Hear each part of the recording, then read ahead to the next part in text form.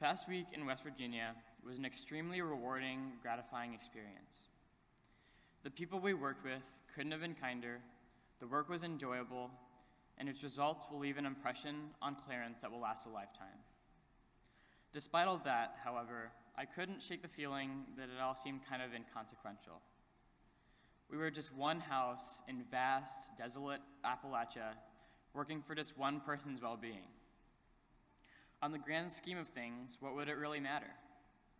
We can't hope to build porches for the countless properties in Appalachia or paint the endless mass of houses that need it there. We can't expect, realistically, to fix even a fraction of the poverty that continues there today. We were forced to drive through the streets and peer through the car window at a level of poverty we couldn't even comprehend, and know that it will likely remain that way for years, decades, maybe even centuries. We would come home barely having made a footprint on the plethora of pain and suffering that resonates from the area, fully aware that it will continue. I also remembered the mission trip to New York City last year, where in soup kitchens we had the opportunity to help hundreds of hungry people live through tomorrow. It meant that those people would not go home hungry, and so our influence was palpable, real. The people we fed were living on next to nothing and could list their possessions on one hand. The experience in West Virginia was much different, and at first it felt less important. Clarence had a house, a dog, and a shed. He lived next door to his brother, who had a truck, and could deliver Clarence what he needed to get through the day. Our work there, while valued, didn't seem vital to their lives.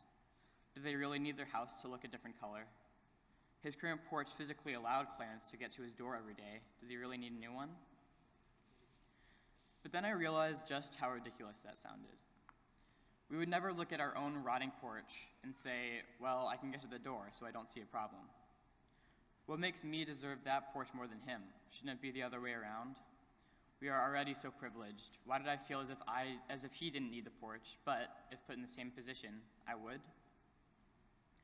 I realized I was wrongly treating socioeconomic status as a given, a constant of life. I knew Clarence was impoverished and assumed that any work we did would be to help him physically survive. I didn't even consider the possibility that he could escape the cycle of poverty.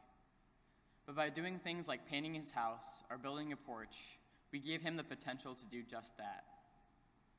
If every dollar he has does go toward pure survival, those are luxuries he would never be able to have. And though they seem inconsequential, they at the very least must have a positive effect on his mindset. Going home every day to an unattractive, unpleasant home can't have a good effect on your attitude towards life. Though he might financially be a part of the lower class, it doesn't mean he has to live like one. The attitude I had showed that I failed to have the empathy needed to relate to Clarence and fully understand what he was experiencing. I wasn't able to apply his situation to my life and have an appreciation for its desperation. And that is a very, very hard thing to acquire. Until you can get up close and personal with impoverished people, it's impossible to really, truly relate to them. And that was one thing that our trip provided me. I saw a gruff, thickly accented Southerner weep because of a group of high schoolers from Northern Ohio. I saw a quiet, closed-up man really smile, saw gratitude and appreciation touch his face as he personally thanked each of us. I saw a kid with a positive, energetic spirit who goes to school every day and dreams of being a doctor when he grows up.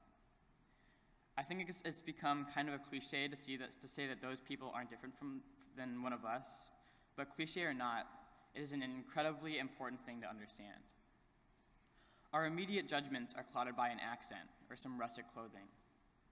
But when you get down to the bottom of it, those people have the same morals, the same senses of humor, the same attitudes about life as we do.